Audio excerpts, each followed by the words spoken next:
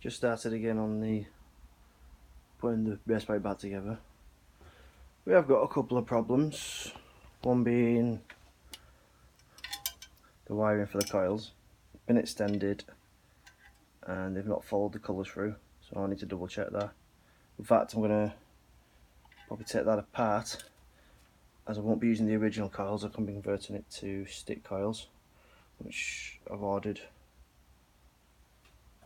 And another problem we've got is the alternator wiring. It's in the end of the plug.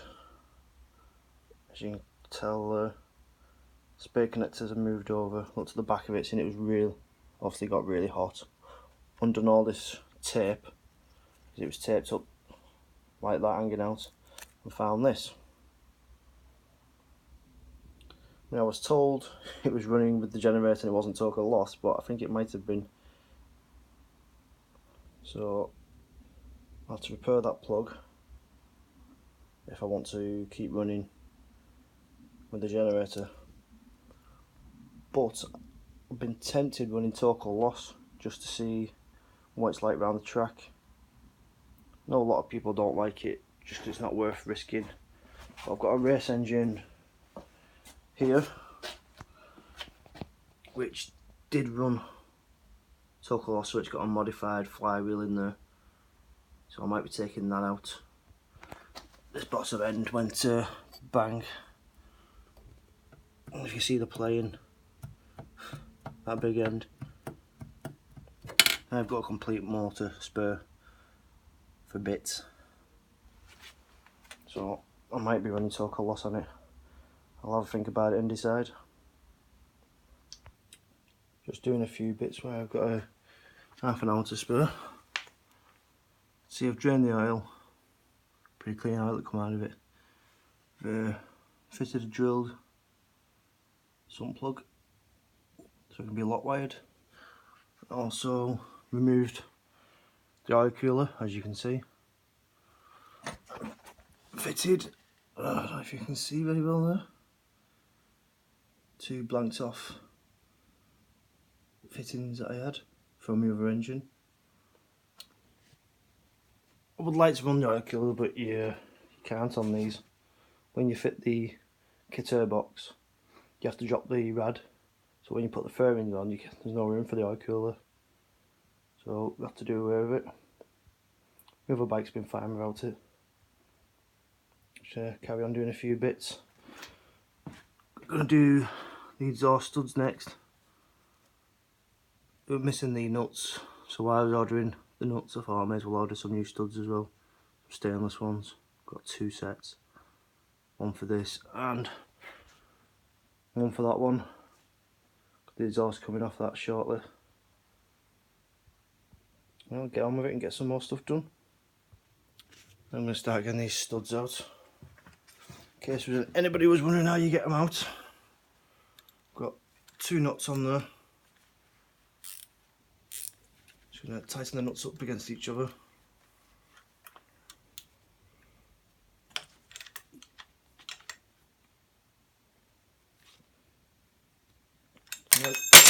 Hopefully you can just start winding up.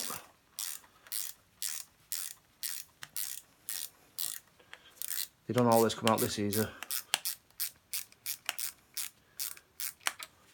I've had quite a few in the past that haven't wanted to come out.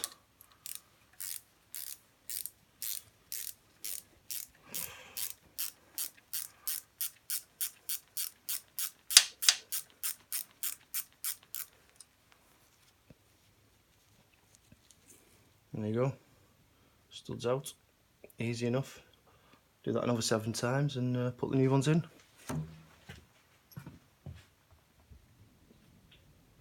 Just finished getting the exhaust on. As you can see, got the new studs in, new nuts, new gaskets.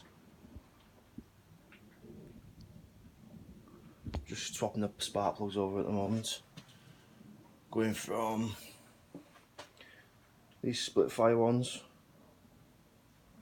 they seem to be standard, I've had them in a couple of my engines now, to Iridium plugs are the ones I'm using. Seem to find them a lot better for starting when hot. Bike seems to be a bit of a nightmare when you're coming in after a race to try and get it started again. Put them in and it seems to cure the issue. I ended up missing a race and I had the old spark plugs in. It was red flagged and turned the engine off. And I went to start it again. After they lifted the red flag, it wouldn't start again. I've not had that problem since I put them in. So, just going to bang them in and start on the coils. Right, next job is these coils. This is the only wiring diagram I've got from the original handbook. Luckily it's got one in. And you see there, shows going to the coils 1 and 4 is the black signal wire, and green to 3 and 2. So I need to trace them as the original wiring's been altered. So I'll trace it back to the CDI unit so I'll find out which is which and start wiring up in the new stick coils. There's CBR stick coils that I'm using. They're second hand, but I've tested them and they all seem to be okay. They're actually, I believe 98 to 2002 CBR coils. The same as what I've got on my other bike. They seem to work pretty well. It's just a case of modifying this loom, put some connectors on attached to the original loom, and they should be okay. They do give you a slight power advantage, but the main reason for doing it is where the coils originally sit, here and here, there's no room for them with the kit air box. I've got one up there, kit air box up there. I think that's the spur one, that's actually the one over there we're using. They won't fit in the kit air box, so you have to either wire them in and put them inside the airbox or on top of the airbox. Some people run them in front of the headstock, over behind here, attached to the bracket. But if you get a wet race, you get a lot of water to them, so I don't like doing that. So I prefer just to convert them to stick coils.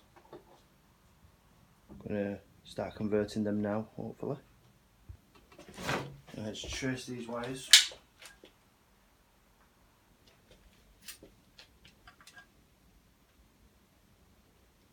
I would say 2 yellow ones are the power wires.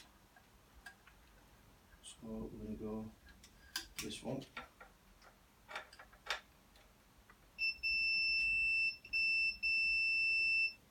That's black, which is black and yellow on there. So I'm assuming this red and black one should be the green signal wire. Could be wrong though. No, it's actually a yellow one, and there's a couple of yellow ones. Yellow with a red mark. So the other two must be power wires. Just double check that. And the ignition has to be on for that.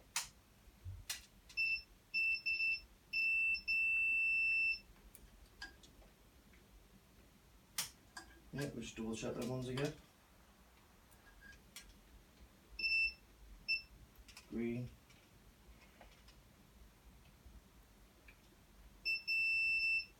That's the black. So we know which is which now. Bit of a mess. This one, the green signal wire, which is for coil 2 and 3. This one's the black signal wire, which should be for 1 and 4, and they're the 2 positives. Quite simple to check. So start wiring them in now. That's the stick coil conversion finished. Loop the wire around that way. You need to leave a space here for the air intake on the new kit air box,